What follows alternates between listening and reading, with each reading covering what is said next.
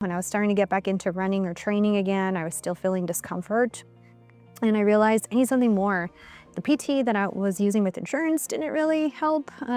Just the care that I had wasn't enough. I felt like my body needed something more.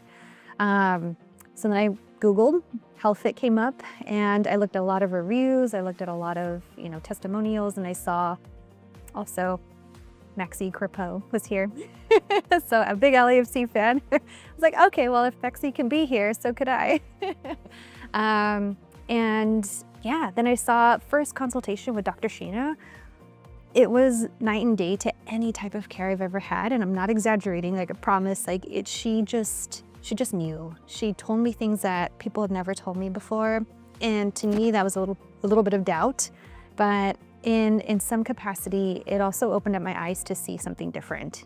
And yeah, that was in November 2022. Yeah. And that's kind of how I got connected here. Like I said, there was a little bit of doubt only because it was something different.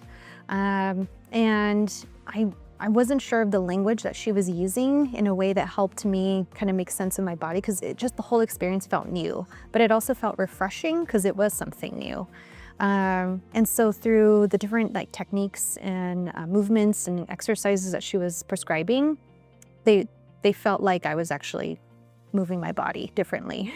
So it took some time to warm up, but it's been effective.